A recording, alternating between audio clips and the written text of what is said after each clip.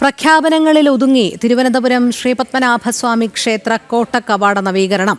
തലസ്ഥാന നഗരിയിലെ കിഴക്കേക്കോട്ടയുടെ പല ഭാഗങ്ങളും അടർന്നു വീണ അവസ്ഥയിലാണ്. ഉടൻ നവീകരണം നടത്തുമെന്ന് പുരാവസ്തു വകുപ്പ് പറയുന്നുണ്ടെങ്കിലും ആ വാക്കുകൾ കടലാസിൽ ഒതുങ്ങുന്ന കാഴ്ചയാണ് നമുക്ക് കാണാൻ കഴിയുന്നത്.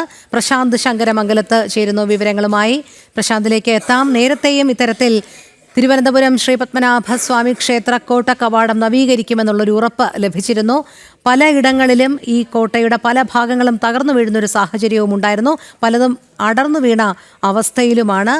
എന്തായാലും തലസ്ഥാന നഗരിയിലാണ് ഈ കാഴ്ച. നേരത്തെ തന്നെ പല തവണ നവീകരണം ഇവിടെ നടത്തും എന്ന് വാക്ക് നൽകിയെങ്കിലും അതൊക്കെ കടലാസിൽ മാത്രം ഒതുങ്ങുന്ന ഒരു സാഹചര്യത്തിലാണ് നിലവിൽ എത്തിച്ചേർന്നുകൊണ്ടിരിക്കുന്നത്.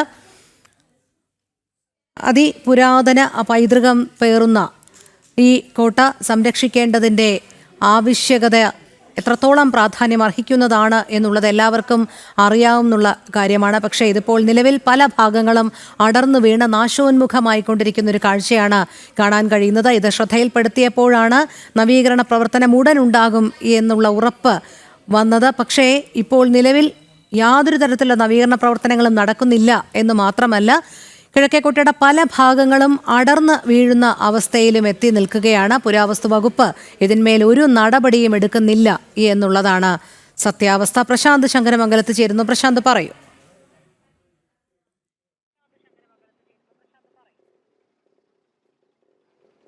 രോഹിണി, ചരിത്രപ്രസിദ്ധമായ തിരുവനന്തപുരത്ത് പത്മനാഭസ്വാമിയോട് ചേർന്നുള്ള കോട്ടകൾ, അത് കിഴക്കേക്കോട്ടയായിക്കോട്ടെ പടിഞ്ഞാറേക്കോട്ടയായിക്കോട്ടെ, അങ്ങനെ കോട്ടകളുടെ എല്ലാം നവീകരണം നശിച്ച നിലയിലാണ് ഇപ്പോൾ ഉള്ളത്. ഞാൻ നിൽക്കുന്നത് തന്നെ തിരുവനന്തപുരത്തെ ചരിത്രപ്രസിദ്ധമായ കിഴക്കേക്കോട്ടയ്ക്ക് മുന്നിലാണ്. നമുക്ക് ദൃശ്യങ്ങൾ തന്നെ ഒന്ന് കണ്ടു നോക്കാം. കാരണം നാശത്തിൻ്റെ വക്കിലായിട്ട് വർഷങ്ങളോളമായെങ്കിൽ പോലും നടപടികളൊന്നും സ്വീകരിക്കുന്നില്ല, അധികൃതരുടെ ഭാഗത്തു നിന്ന് നടപടികൾ ഉണ്ടാകുന്നില്ല എന്ന ആണ് ഏറ്റവും വലിയ പരാതിയായിട്ട് ഉയരുന്നത്. കോട്ടയുടെ ഇരുവശങ്ങളും പൊട്ടിപ്പൊളിഞ്ഞ നിലയിലാണ്. അതോടൊപ്പം തന്നെ പലയിടങ്ങളിലും തകർന്ന ഒരു നിലയിലാണ്. ഇതുവരെ നവീകരണ പ്രവർത്തനങ്ങളൊന്നും നടക്കുന്നില്ല എന്നാണ് വലിയ ആക്ഷേപമായിട്ട് വരുന്നത്.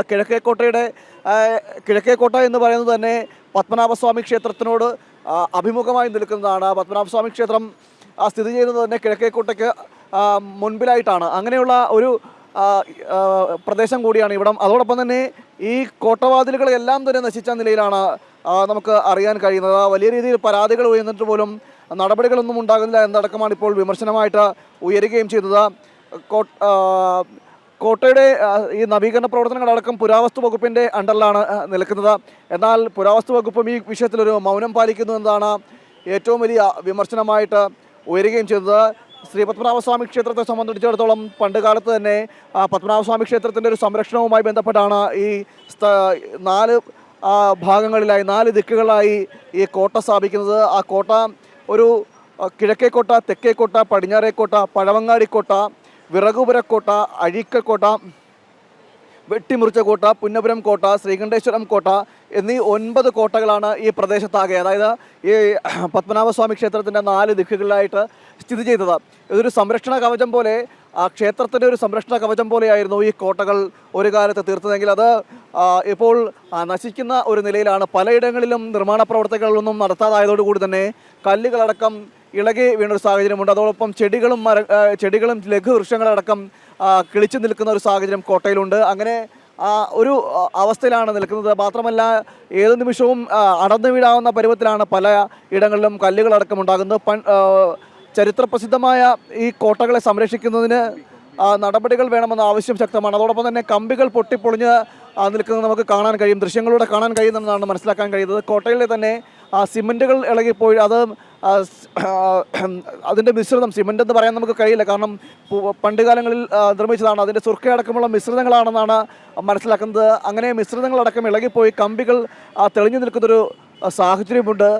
നിലവിൽ കിഴക്കേക്കോട്ടയിലാണെങ്കിൽ പോലും ഈ പറഞ്ഞ 9 കോട്ടകളുടെയും സാഹചര്യം ഇതുതന്നെയാണ്. പലയിടങ്ങളിലും കല്ലുകളെല്ലാം ഇളകിപ്പോയി ഒരു സംരക്ഷണ കവചമായി നിർത്തേണ്ടതാണ്. മാത്രമല്ല, ഇത് ഒരു പൗരാണിക സ്ഥാനം കൂടിയാണ് ഈ കോട്ട എന്ന് പറയുന്നത്. അതുകൊണ്ട് തന്നെ കോട്ടകളെ സംരക്ഷിച്ച് നിർത്തേണ്ടത് പുരാവസ്തു വകുപ്പിൻ്റെ ഒരു ഉത്തരവാദിത്തം കൂടിയാണെങ്കിൽ പോലും അത് കൃത്യമായ രീതിയിൽ നടപ്പിലാക്കാത്തതാണ് ഇത്തരം കോട്ട നശിക്കുന്നതിനൊരു കാരണമായി വന്നത്. ഇവിടെ പുരാവസ്തു വകുപ്പിൻ്റെ ഒരു രേഖ തന്നെയുണ്ട്. ഈ സംരക്ഷിത കോട്ടയാണ്, ഈ 9 കോട്ടകൾ എന്ന് പറയുന്നത് മാത്രമല്ല ചരിത്രവുമായി ഒട്ടേറെ പ്രാധാന്യമുള്ളതാണ്. പൗരാണിക തിരുവിതാംകൂറിൻ്റെ ചരിത്രവുമായി ബന്ധപ്പെട്ടൊക്കെ പറയുമ്പോൾ അതിലൊരു വലിയ സ്ഥാനം ഈ കോട്ടകൾക്കുണ്ട്. കിഴക്കേക്കോട്ടയും പടിഞ്ഞാറേക്കോട്ടയും എല്ലാം വലിയ ചരിത്ര പ്രാധാന്യം അർഹിക്കുന്ന സ്ഥലം കൂടിയാണ്. അതോടൊപ്പം തന്നെ നേരത്തെ ഞാൻ പറഞ്ഞതുപോലെയുള്ള 9 മറ്റ് ഇതിനോട് ചേർന്ന് നിൽക്കുന്ന മറ്റ് കോട്ടകളും എല്ലാം വലിയ ചരിത്ര പ്രാധാന്യമുള്ളതാണ്. മാത്രമല്ല തിരുവനന്തപുരത്തെ സംബന്ധിച്ചിടത്തോളം അനന്തപുരി എന്ന് തന്നെയാണ് നമ്മൾ വിശേഷിപ്പിക്കുന്നത്. ശരി പ്രശാന്ത്, വ്യക്തമാണ്. എന്തായാലും യാതൊരു തരത്തിലുള്ള നവീകരണ പ്രവർത്തനങ്ങളും നടക്കുന്നില്ല.